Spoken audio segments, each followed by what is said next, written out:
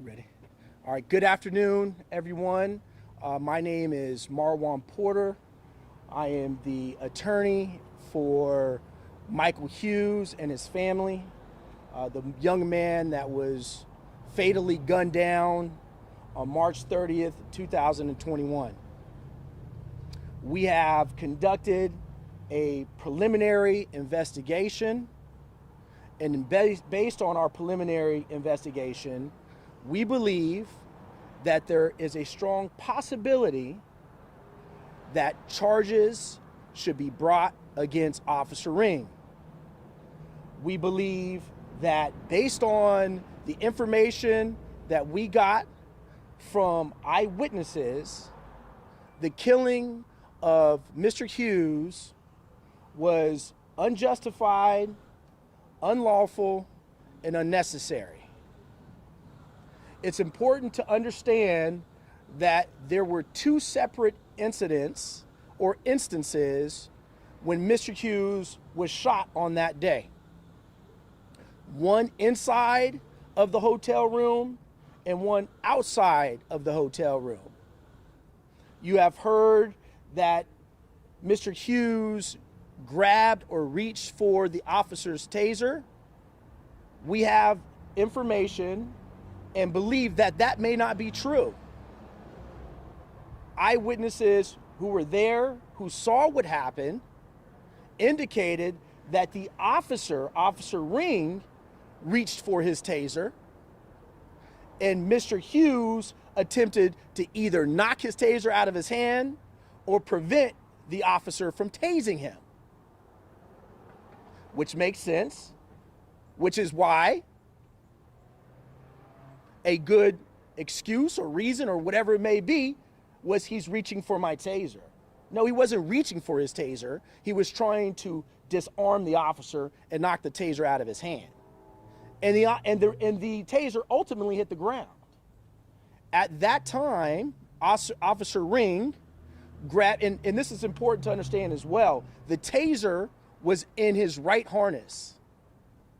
And so when the officer grabbed for his taser, it is very reasonable for Mr. Hughes to think that he was grabbing for his gun and is trying to protect his life and restrict him from doing that. The gun was in his left harness. So as Mr. Hughes was preventing the officer from grabbing what he thought could have been the gun or the taser and knocking it out of his hand, Officer Ring then went into his left harness, grabbed his firearm, and shot Mr. Hughes twice. Now this is very important because again, there were two different instances where Mike was shot. The first time he was shot, which was 2 times, we do not believe that those shots were life-threatening. We believe that the shots were to the lower extremities of Mike's body. And those 2 shots rendered Mr. Hughes debilitated. He was not a threat, and he was disoriented, and he was unarmed. At that particular point in time, the officers exited the hotel room, and so did Mike. But when Mike exited the hotel room, he was already wounded. He was shot twice. He was disoriented. He was stumbling. He had no weapon. There was a temporal gap, and then Officer Ring lit off 3 additional shots. We believe to the chest and to the abdomen and maybe to his face, we're not sure, but to the front part of his body, which we believe were the fatal shots. Now, this is very important because we asked the state attorney on behalf of the family to view the surveillance. The state attorney agreed to allow us to view the surveillance of the body cam. Now, allegedly, the body cam became unlodged, hit the ground. One of the officers' body cam turned off, and the other one faced the ground, and all you can do is hear what was going on. You couldn't see anything. Now, we requested to see the surveillance that happened outside of the hotel room. That is the important question that we all need to answer. What happened outside? Was he a threat when Officer Ring unloaded his firearms 3 times to the front part of his body? Based on the information that I've received from witnesses, I don't believe so. I think at that juncture, there could have been some de-escalation tactics implemented in order to prevent this young man from dying. There were 2 officers. Mr. Hughes was unarmed, and he had already been shot twice. He was stumbling, and we don't believe he posed a threat. Now, why is that significant? There is additional surveillance that we believe the public should see, and at the very least, the family of Mr. Hughes and his representatives should see. Now, in the state attorney's defense, they are continuing to conduct an investigation, and he does not want to release that surveillance until he's interviewed all witnesses, and he says there's one witness that he has not interviewed, and that is the reason for not showing it. So I want to have full disclosure. Now, I tend to disagree with that. I think at the very least, I should be able to see it, and the family should be able to see it, because then I won't have to speculate. I will not have to say, I believe charges should be brought. I could say charges should be brought or charges should not be brought. At this juncture, I'm going to give Officer Ring the benefit of the doubt, a huge doubt, and say, I believe that his use of force was unlawful, unjustified, and unnecessary. Once we see the surveillance that occurred outside of the hotel, that will be proof positive. And I want all of you to look at it and ask yourself, was he a threat? That's going to be the question. Because at some point, we are all going to see it. Was he a threat? If he was not a threat, charges need to be brought. Point blank. What happened inside of the hotel room when there was a struggle, and maybe he had a lapse of judgment. But remember, this was a nonviolent domestic dispute. His girlfriend got mad at him, wanted to put him out. That's not the first time that any of us have heard of that. Now, it was his position that, look, I live here. My stuff is here. I don't have anywhere to go, and I'm paying for this hotel room. I'm not going anywhere. I haven't done anything wrong. That was his position. Whether or not that was right, I'm not sure. I know that if you're a tenant in someone's house and someone's letting you live in their house, you can't just put that person on the street. You have to go through eviction proceedings. You can't just put somebody out where they have nowhere to go when their stuff is there. So he took the position at that time that I'm not going anywhere. Now, maybe that wasn't the best position, and he did resist. He resists because he didn't think he should have to leave. And there was a tussle. It seemed like they were trying to wrestle him down, and he was putting up, a good defense to them wrestling him down, which led to the taser incident. But what I want you all to focus on is that is not going to be as relevant as what happened outside of the hotel room. And so all of the attention, or the vast majority, should be focused on, well, what happened outside? Okay, you shot him. You felt your life was threatened and you had to do what you had to do. Okay, great. But when you were outside, did that threat continue? And if the answer is no, something needs to be done. We see what's going on throughout the country, what has gone on for many, many, many years, and all we are asking for is accountability. We love police officers. I love having people protect me. But when you do something wrong, you need to be held accountable for all of us. No one is underneath the law and no one is above the law. Even those who are tasked with enforcing the law, especially those. So we are asking the state attorney to allow, at the very least, Mr. Hughes' family and myself to see the footage, so I can make a determination of whether or not we believe that it was justified or unjustified. Once again, the state attorney has mentioned he hasn't had a chance to interview all witnesses.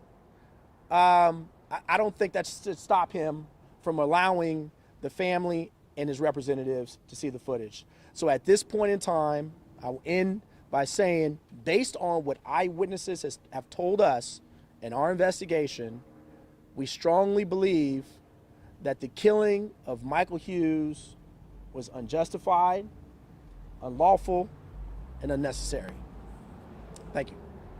When you listen to the body camera, could you hear the taser cycling? You can.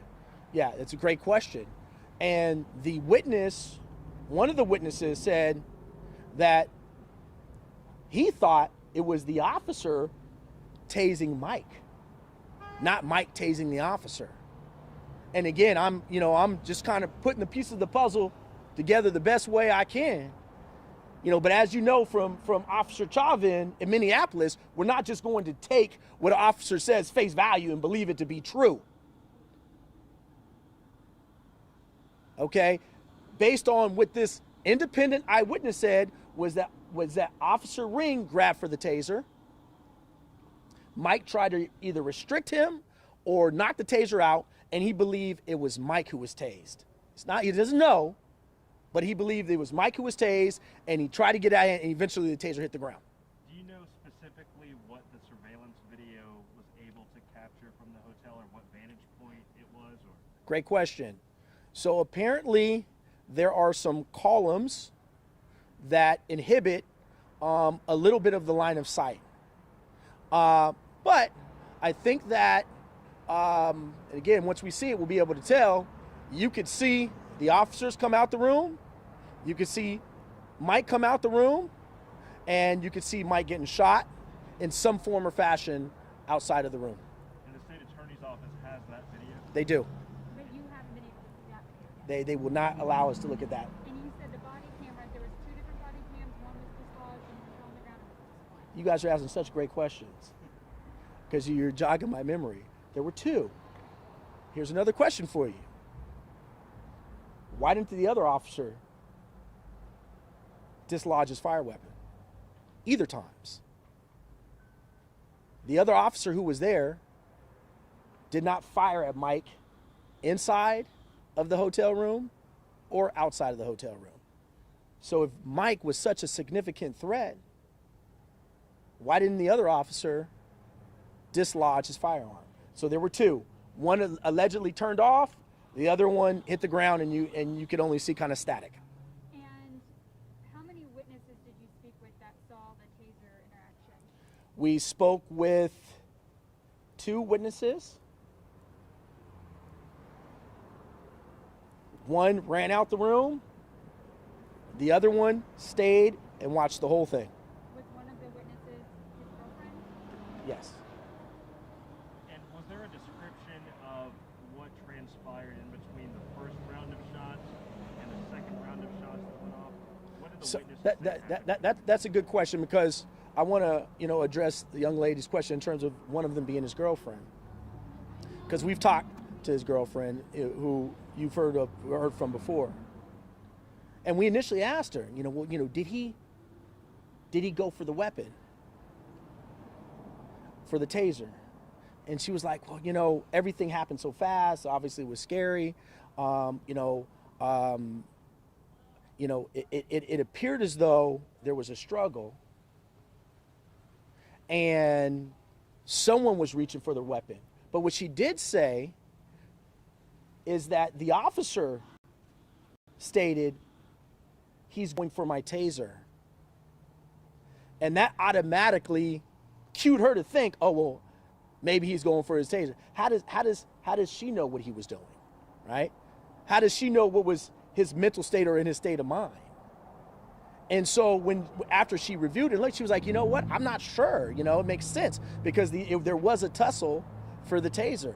Because I think initially said, yeah, it looked like he was going for his taser, but she was cued in by what the officer said. The officer said, Yeah, and Mike was on his stomach, we believe. So he was on his stomach, and I think she was cued by the cop, by the officer, Officer Ring, in saying, he's going for my taser. And that automatically made her think he was doing what he articulated. But the other witness who was standing back watching the whole thing said no, his hands were, as a side. He was just trying to fight him off, and wrestle with them off. But it looked like the officer, because I had to go back, because I want to know what's right. Did he go for his taser or did the officer go for his taser? I want to know what's the truth. And she said, I don't know. There was a struggle for that taser. But what the other individual said made sense. I'm like, okay, maybe someone, is ballsy enough to go and grab for a taser and shoot an officer with their own taser when he knows he didn't do anything wrong. But what is more reasonable and more common sense, you have to use logic, is an officer going for his taser on his right holster and another individual thinking, I'm about to get shot. Let me try to prevent this individual from shooting me. And even in the officer's mind, when the officer's going for his taser, and if Mike is attempting to restrict the officer from using his taser, maybe in his mind, he's trying to grab the taser. So that witness didn't definitely see the officer tase you? His girlfriend ran out. Okay. So, The other witness saw everything. okay. And a question for you. Yeah. So you said the state attorney hasn't released any video or No. outside. Okay, and then so they sent out a letter. It looks like on April 16th, saying like, given the facts and circumstances known at this time, the state attorney's office has determined that the release of the body-worn camera footage would not impair the integrity of their investigation. So, and I guess that's over the last, couple of days. Right. But that's only the first surveillance, which I believe, and this is why, this is so important for it to be transparent. Whatever is right, okay? That releasing the first surveillance video, here's the play, without the second surveillance video is misleading. It's misleading because the first one, there's a struggle. So let me just put it out there before, everyone says, oh, wow, man, that seems pretty bad. There's a struggle during the first incident, but that's not where we believe the fatal shot occurred. It occurred outside. Second one was outside. Okay. Absolutely. So first one was inside, second one was outside. Yes, and we encourage you. When they release it, we encourage you. Show us the second one. Okay. So they showed you the first one. Yes. Okay. You're waiting for the second one. Absolutely. Do you think when they put this out, they're talking about the second one or the first one? The first one. Okay. Because they won't even let me see this. They allowed us to view the first one, and which I do find a little peculiar is when they allowed us to see the first one, we said, well, what about the second one? And it was, ubba-da. And then subsequent to that, it was, well, we need to talk to other witnesses. And, that could deter or inhibit the investigation. I said, how? Just, let me see it. Let me see it. So when I speak to the public, I could speak intelligently and with knowledge. Let me see it. Don't send it out to everybody. Let me see it. Oh, well, we don't think we want to do that right now. And I have an issue with that.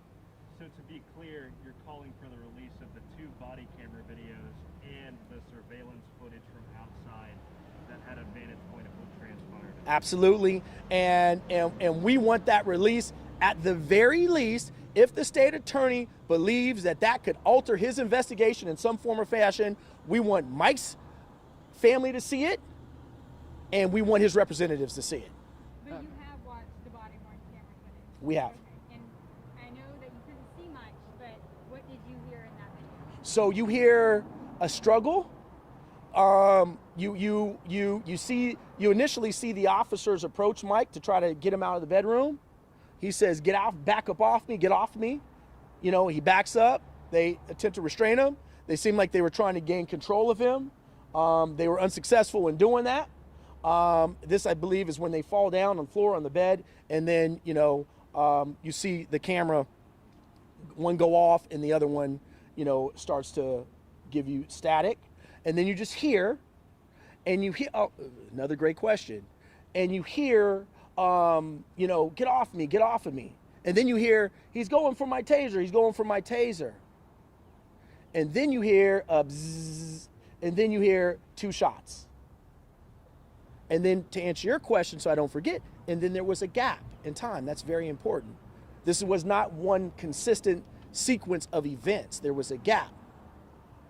In fact, there was such a gap where Officer Ring had the ability to unchamber his firearm and put a new chamber in. Do you hear that on the cameras? No, we just got that from speaking, with the different witnesses and from the state attorney. So you had that much time to kind of gather yourself and see what's going on. So he put it back in, a little bit more time goes by, and he shoots, and he kills him. And so you've seen the one body camera video, right? Yes. Okay. And then the second one? Turned off. Okay, turned off. Turned off. One body cam, you could see it. The second one, you see it initially, and then it turns off. The other one stays on, but it apparently hits the ground. But we weren't allowed to see the surveillance that happened outside the hotel room. So just to clarify about the witnesses, the one that stayed is the one that said they saw the officer tase Hughes? Yes. Okay. And the other one that ran out? The girlfriend. She just heard everything. Yeah. So again, the witness said that he believed that it was the officer. Oh, shit.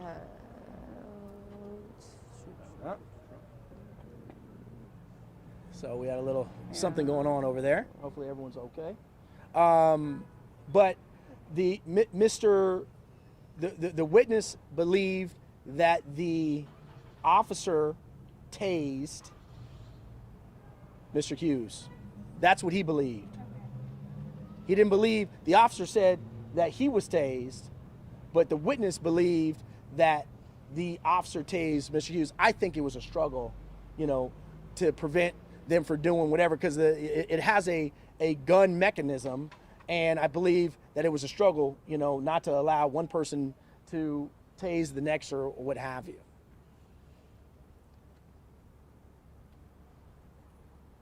I think that is Any more questions? So stay tuned. Again, we appreciate you all being out here. We think that transparency is the most important. Officers risk their lives every day, and they need to do what they got to do to protect themselves in situations that present threats to themselves or to anyone else. But it's not open season just to go and shoot people, okay? Because you have a badge. And so, we are asking for transparency and accountability. And if he did everything according, to policies and procedures, so be it. But if not, he has to be held accountable. Otherwise, you're going to continue to see these things happen over and over again. And we don't want this to happen to anyone, white, black, or anyone in between. And can we get your first and last name? Yeah, again? first name is Marwan, Marwan, last name Porter, Porter.